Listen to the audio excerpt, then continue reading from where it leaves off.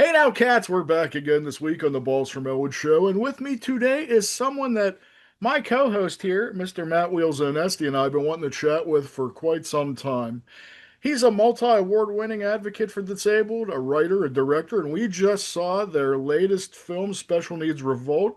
And I have to say that I could speak for Wheels as well, that we haven't had such a fun time watching a film in a long time. So let's give it up today for our guest, writer, director, and disability advocate, Adrian Esposito. How are you doing today, sir? I'm doing great. I have to say, before we get into Special Needs Revolt, I actually wanted to take this time to just learn a little bit about you, if you don't mind. Where exactly did you grow up, and what kind of kid were you growing up? Well, I grew up and I still am living in Rochester, New York. If anyone doesn't know Rochester, it's upstate New York City, and it's not as big as Buffalo, but it's not as a far distance either. And growing up, I had a fairly, I would say, a happy life, normal life. Yeah, I would say going into my teenage years, like when I was 13, 14, 15, 16, and so forth, that was pretty rough for me because because of the special ed school system and so forth. But eventually I got to go to EMCC, BOCES, radio and broadcasting, TV broadcasting, which was a class they provided in high school for, students who wanted to do that, go in that kind of field, radio and television broadcasting, which unfortunately isn't around anymore at the Foreman Center, which I went to school at. But other than that, uh, I really have always been a fan of films. I think what drew me to wanting to become a filmmaker was the original Dawn of the Dead and movies like even though he's not really well regarded now because of his personal life, Jerry Lewis's The Nutty Professor, thanks to my grandmother getting it for me at the video store. So I would say those two big movies were an inspiration to want to make films and keep seeing those type of movies. And also the before the internet, this is before the internet, going to the library and getting books on special effects and special makeup effects and stuff. So it's safe to say that you've always aspired to be a filmmaker or a writer. I mean, were your parents supportive of this? Yeah, I would say they were very supportive. My mom especially. I wouldn't be anywhere without her in this film industry, in this business, for how many times she came to my aid and my rescue with, stuff that's been going on, financially with my films and so forth. And my dad, who passed away last year because he had a stroke, he was supportive, with the drawings and contributing the little money he could to my projects. Well, I also I know, sir, that you're a big part of the disabled community. When you were diagnosed with autism, what challenges did you have to overcome to make and write these films? And I mean, any feedback that you want to add, Wheels, as well, I would appreciate it. Well, I would say the disability, I'm on the autism spectrum, but I don't let that get in my way of everyday life. I try my best to, like, be a nice person and not let that interfere because, right at this moment, and I've been trying this for a long time, is trying to find a girlfriend, Mrs. Right, which has been proving to be almost impossible, but I'm still out there trying. But with the disability, I would say what's how I over that was the question, how I overcame it or deal with it, or Well, yeah, I mean, what was there, what was you up against when you actually started to make film? Was there any, obstacles that you felt you had to overcome? Yeah, I would say an obstacle was, just somewhat a little bit of the behavior, but um, through the advice of other people and therapists and these two people I knew who were Native American, I've tried my best to learn to overcome that. And especially now that I'm on this new type of medication, it seems to be working really well, helping me very well to stabilize my some problems I have. I should say just with the autism spectrum, but yeah, that's basically what I've done to deal with the disability, but it's different for every person who's on the autism spectrum. It's very wide strokes. It affects people with autism very differently. Each person is very different, with the level of function and so forth. Adrian, I love that's I like how every disability is even similar disabilities. There's such a wide range of it. Like there's no two disabilities are the same, even with the same disability. Um, Right. but I'm very curious. You actually mentioned something, and it reminded me of something you said earlier. You mentioned having a difficult time. Would you say in middle school because of you said the special ed system you were going through? Can you talk a little bit about your kind of schooling experience and experience with the special ed system? Well, I'll start with when I went to high school. It was pretty difficult, dealing with the more so the teachers and some of the students, but they were in a lot to make a long story short, I felt in going to high school, for the short period for the periods of time I was there, it was pretty ableist. I thought it would, that a lot of the teachers were ableist, and not all of them were. There were some people like a basketball coach I spent time with who was very cool, and I didn't think he was ableist at all. But other than that, it was uh it was pretty rough, having to deal with the different teachers. And I felt the teachers that I had to deal with, some of them anyways, not all of them, but some of them had problems themselves, such as maybe this is just a broad sweeping judgment, but maybe, bipolar or their own personal issues, with mental health or something.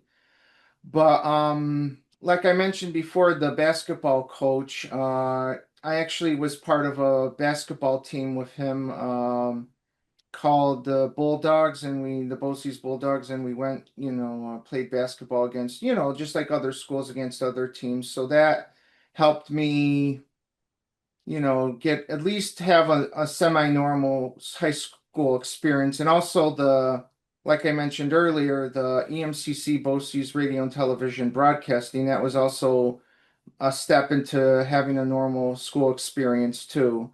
Adrian, I love that you found it wasn't the same situation, but you found a sporting team. I had a similar experience through middle school where I kind of latched onto the wrestling team and had the coaches on the wrestling team because I had a couple friends who were in that sport who were like, just come and help out, and it's cool because kind of like you said, it creates that normal experience. So kind of a follow up to that, how has dealing with that type of ableism or those type of experiences, finding your circles or finding the art community, as you said, finding the communication side of things, how has all of that sort of informed your advocacy and informed your advocacy for the disabled community and even in your art? Because man, the art that you made, especially Needs Revolt, is an amazing piece of advocacy work. I don't fucking care what anyone says. I that is pure advocacy. Well, I would say that's a good question. I'll answer it the best I can. I would say that through the special ed schooling and being part of the disability community, and my love, of course, of trauma, South Park, and all that stuff. It's kind of made me want to be self-advocate for people with disabilities by having them be in my films. Films that normally people wouldn't cast a person with Down syndrome or cerebral palsy and, like a trauma type movie, or a movie I did previously called Clowns in the Woods, which is a scary killer ghost clown movie, and I play one of the killer ghost clowns that I co-directed with Kurt Markham. And it's a way to advocate for people with disabilities instead of going out to conferences so much, and going to lobbies and stuff like that, or protesting like ADAPT does.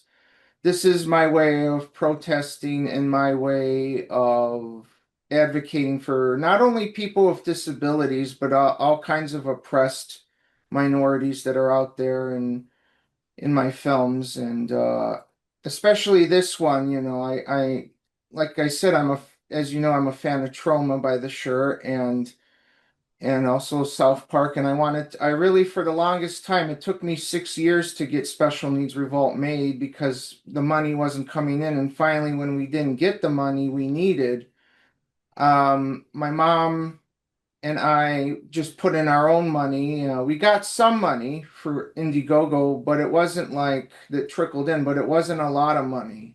So we just had to, suffer the loss of what we money we lost to make this movie. I have to say, Adrian, I think it's really, really awesome that you was able to use real people from the disabled community. What was the biggest benefit to doing this to you, and what was the hardest challenge in actually making this film with the disabled community? Um, well, I learned from Clowns in the Woods. Nolan Pierce, who plays Billy Bates, was in my previous film, Clowns in the Woods, as he was a main cast member, but he wasn't he was more of a supporting character actor.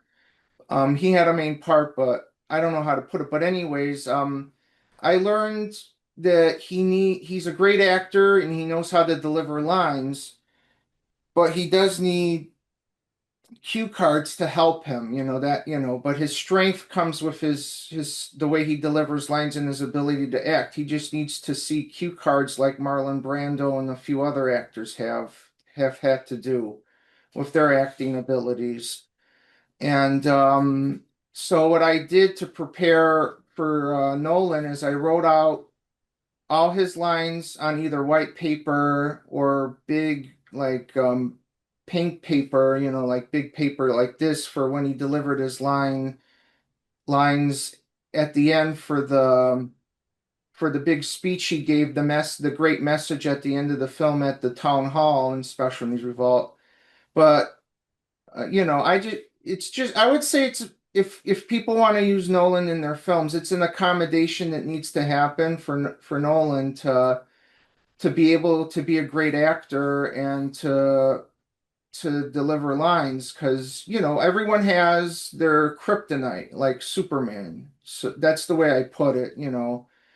And I would say this difficulty on I would say on set was I won't mention any names, but there was an actor who yelled at me on set because it was raining outside on a set, on somebody's property.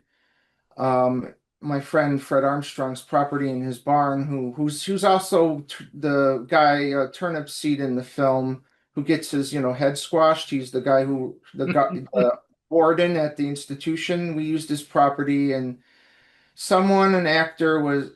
It was raining, and I had promised them a day off, but then I told them, because of how shitty the weather was, that we may have to do a pickup shot the next day. And this person just flipped out, yelled at me, and then the person eventually calmed down. But then on a group chat Facebook Messenger, that person was threatening to walk on the film, leave the production because, they felt that they weren't, getting a fair pay, and, and we were doing workers' comp, and, with taxes, it takes out a percentage, as you know.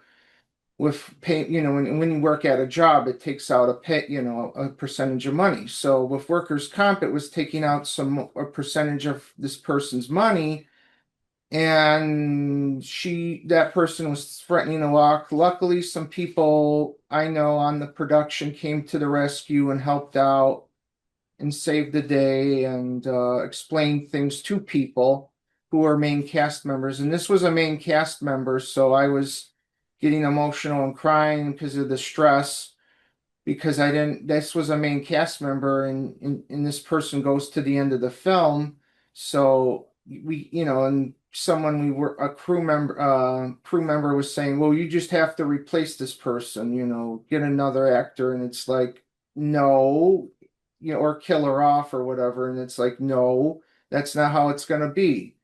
So, and, there were stressful moments like that. And another crew member was trying to take over the set. He was with the title he was given, he was acting like he was the director, and was telling me, we can't shoot this scene, it's going to take 8 hours. And this guy came from a very far distance who played piano, Jake, in the wheelchair. So that was another stressful time, and was wasted a whole bunch of time because he pulled a bunch of our crew members and actors into a room on the set and was talking to them without me. And I had to just, deal with it and talk to the extras, the people with disabilities, to help calm them down, because they were in another room, and I had to just talk to them so they weren't bored. But that person later redeemed himself. But it was, there were very stressful times, but also some very cool, nice times too. But it's very stressful when everyone's looking at you as the director, so it's a learning experience. So then, Adrian, a quick follow-up to that, and I mean, this isn't even a disability-related question. It's based on that experience and based off of kind of what you went through trying to make the movie, what is sort of some basic advice you would give to somebody trying to, you know, take off a ship like that, trying to launch a project, or maybe in the midst of a project? What's sort of that one piece of advice you wish you got going into it? Advice I wish I got. Yeah. Advice that Um, you wish you got or that you would give based on what you oh, learned. okay. Well, the advice I wish I had gotten when I wrote Special Needs Revolt and undertook this massive Titanic was, you know, try to start small, and don't write such a huge epic script because you may not have the money to do it. And but try to have your ducks in order. And but I think the advice I would give, onto that would be, it would, well, actually, I think it would be nice if the guy who started Facebook, Mark Zuckerberg, would, this is just to answer I think, sort of answer your question. It'd be nice if he had with the same platform as Facebook, do it for people who are indie filmmakers and filmmakers who are trying to find investors, to make it simple and easy, instead of just trying to be a treasure hunt, trying to find these investors, these producers who would want to do your film. It'd be nice if there was, a Facebook platform, like I said, that would be, you click on the investor, to to connect with on this Facebook platform, and then write private message them to see if they're interested in your project, pitch it to them. So that's something I wish would come for indie filmmakers and people who are struggling. So, because I know Indiegogo has worked for some people, some filmmakers who are successful at it, But for others, it's just a real struggle, like trying to breathe. It's almost impossible to get all the money you need for your project. Even though I had Clowns in the Woods as a proof of concept, we still weren't able to get what we needed, like I said. But um, I would just say start out small first if you're a first-time filmmaker, if you're starting out, and try to have everything well coordinated, well put together, have it all organized so you're not running around like a chicken with its head cut off. That's the advice I would give, and try as hard as you can to find the money. I actually had some questions about Special Needs Revolt for you. How long did it take you to write this script from beginning to end, and where exactly did the idea stem from, Adrian? Well,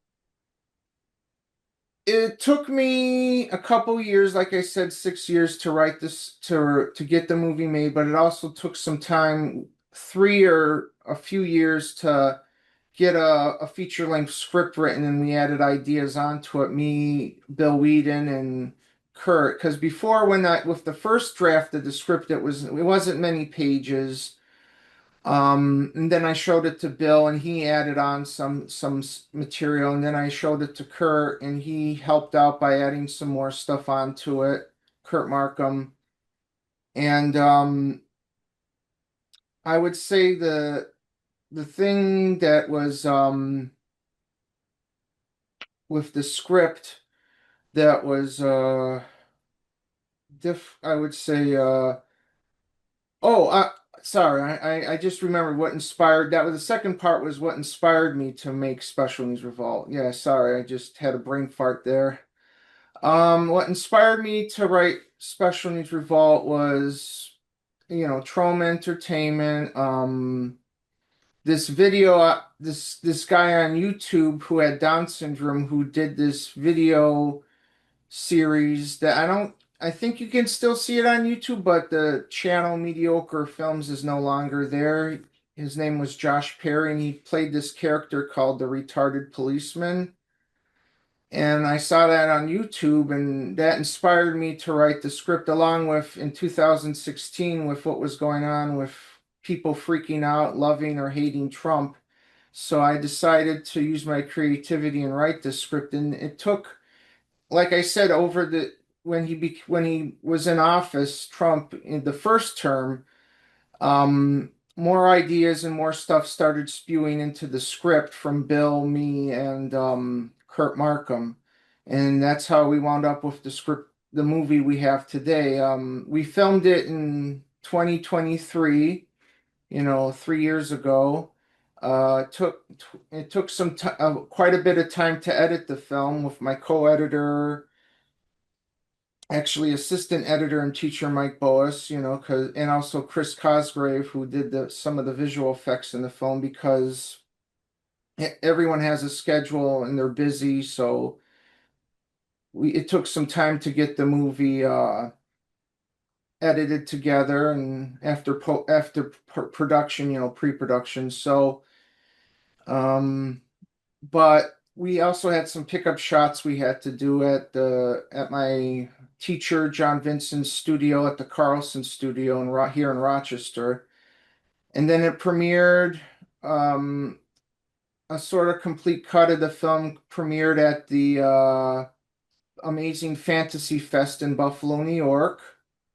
And the reason I say it was almost complete is because the score wasn't totally finished, so I had to have some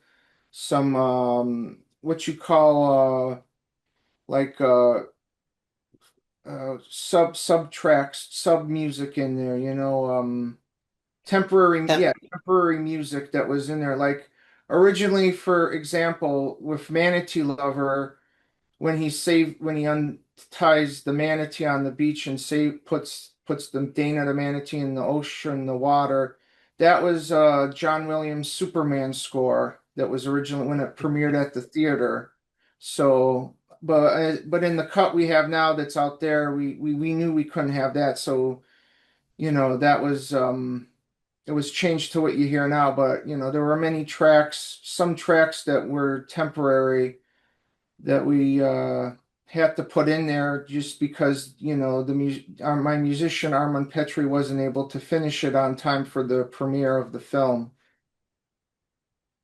What was it like working with the great Lloyd Kaufman, and how did Trauma get involved with Special Needs Revolt? Well, I asked Lloyd and his crew. He's a great guy, by the way. Sure is. He's done a lot of great things for me.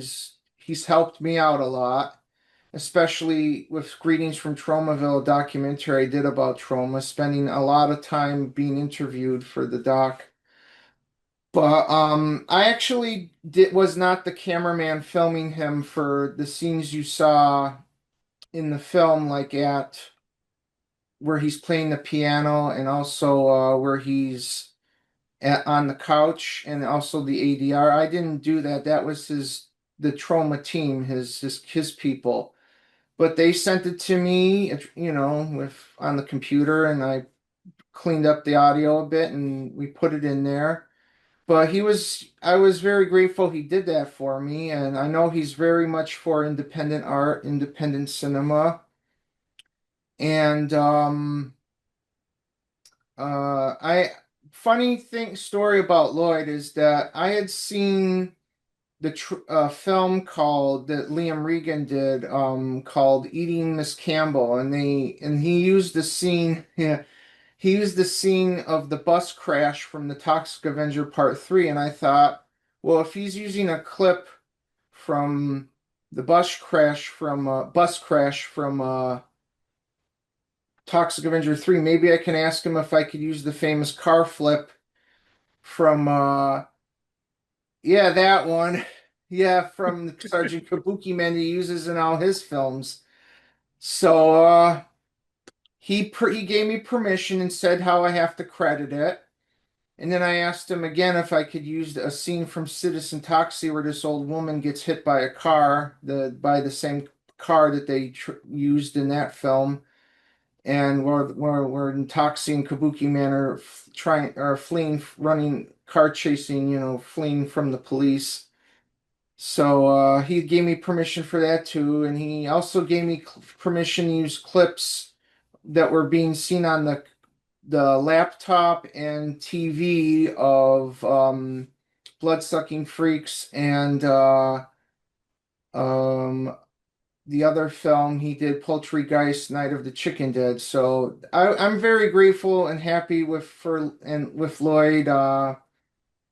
I'm grateful that he gave me permission and is in my corner and supporting me. So yeah, I have nothing but love for him, and I know there's people out there who don't like Lloyd, who hate Lloyd, and all I have to say is, nobody's perfect, and you just take the good with the bad. I mean, even with Hulk Hogan, people don't like Hulk Hogan, I just say, well, yeah, I mean, he wasn't perfect either. You take the good with the bad, like with Walt Disney, he did a lot of great, but he was also had problems, I'll just say.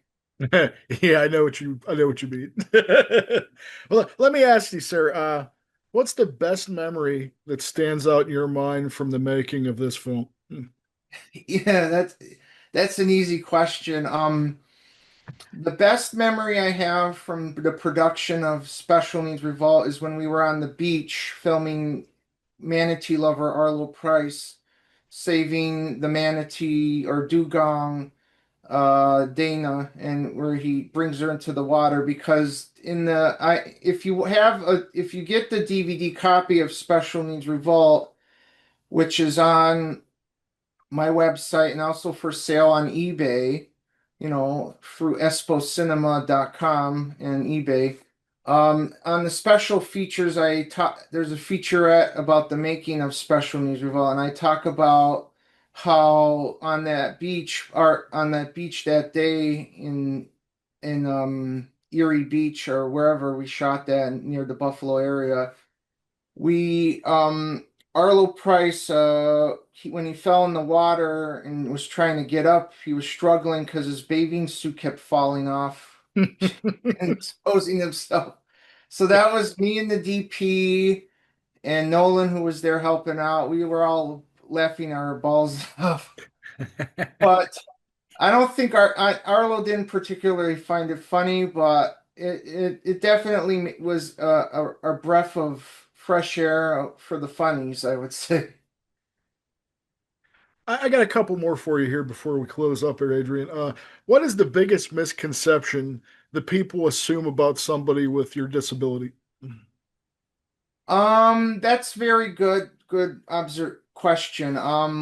What people don't understand about my disability, I would say about autism, what they misinterpret is, I would say that they don't, I may, sometimes, even though I consider myself like everyone else and want to be treated like everyone else, that doesn't mean that disability isn't there, and I have my limitations with certain stuff. I mean, I drive, I own a car, I have a job, but there are still issues like mathematics and other stuff out there that I need help with, and um, and when they see me, maybe, well, everyone gets mad and angry and has their own spats, but for some reason, when they see a person like me do it, they say, "Oh, we got to stay away from him. He's we don't want to have anything to do with him. He's got problems, especially on, social media." And I kind of feel with the social media, Facebook, is that a lot of people that I know are hypocrites when it comes to how they treat me and talk to me in Messenger, the comments they say when I post something they don't like or they block me, but yet they do sort of the same thing and maybe not as extreme, but it's basically not, asshole-ish, if you know what I mean. So, it's a tough industry we're in, and it's a very, very I would say very, very kind. It can be mean-spirited, but it also can be very good when you get your product out there, and you meet a lot of great people, you meet a lot of not so much great people. But I would say people who are watching this, who are in the industry, they have to understand not to judge people when they find out they have autism. I mean, I would say it's not an excuse with the behavior when they see bad behavior or certain things, with their disability, but it's not an excuse, but I would say it's an explanation, of what the person's going through and why it's happening. So if that answers your question. Well, I'm glad you brought that up because I feel like your answer actually is a really nice way to combat prejudice from people. So I think that helps a lot. Wheels, do you have anything else before we close up here, sir? Ooh. Okay. So I watched one of your other documentaries. Love Greetings from Tromaville. Not gonna lie though, Differability Hollywood, I absolutely was in love with. Haven't seen anyone making anything about disability representation in Hollywood and in media before. Loved the front to back you did on it. And what I love the most about the documentary was you didn't just create a time capsule, you showed what modern disability filmmaking looks like, and the community that's forming around it, and sort of what that future looks like. And I just want to tell you, I absolutely adored that documentary. I loved it. Sharing it with as many people as I possibly can. With that being said, one question you didn't answer in that documentary about at least yourself, um, I'm curious, what is the piece of disability media? Could be a movie or it could be television, however disability has been represented. What is that one piece that you always think about? And I'll tell you mine first. Mine was Timmy 2000 from South Park that had an incredible, it inspiring to me this day, and gave me a sense of self when I really needed it as a kid. So I'm very, very curious. What is that piece of media for you? That inspired me. Yeah. Um, but first of all, thank you very much for the great words. But I would say the piece of media that inspired me, what was a film that was disability as a kid oh, well. maybe not so much as a kid, but what inspired me in going in the right direction were two movies. One was The Ringer with Johnny Knoxville, um, because it was crass, and it was maybe not 100% edgy, but it was starting to in 2005. It was starting to, because I noticed there were some actors that did not have disabilities portraying someone with a disability, which kind of annoyed me. But it was The Ringer, and also an indie film I learned about from Lawrence Carter Long, who you saw in the documentary, who has cerebral palsy and was talking about it, was another inspiration to write Special Needs Revolt, was The Amazing Mr. No Legs. Oh, Adrian, I just had a copy of that DVD show up on my doorstep not too long ago to watch for the first time. I am so excited you said that. Yeah, I mean, it has its problems, Mr. No Legs, because of the pacing and stuff. Yeah. He's not seen so much in the film, but the fact that they have somebody who had a physical disability in a wheelchair, and also in real life knew karate or martial arts, and was an anti-hero, and was had those shotguns on the side of his wheelchair that he made appear and disappear for some movement. That was the big inspiration for Special News Revolt. Another one. As a matter of fact, if I had the support and services and the time, I would have built had the wheelchair structured, because I wrote it this way in the script that Will, played by Keith Jones, who has cerebral palsy. I would have made it so that the arms. I wish I could have made the arms right here on the wheelchair. He could have pulled him, done something like in the movie Mr. No Legs, and the shotguns would have appeared, and he would have shot him from the wheelchair like you see in that movie. So, but of course, I didn't have the budget or the time to do that, but that would have been my homage to Mr. No Legs if I could have done it that way.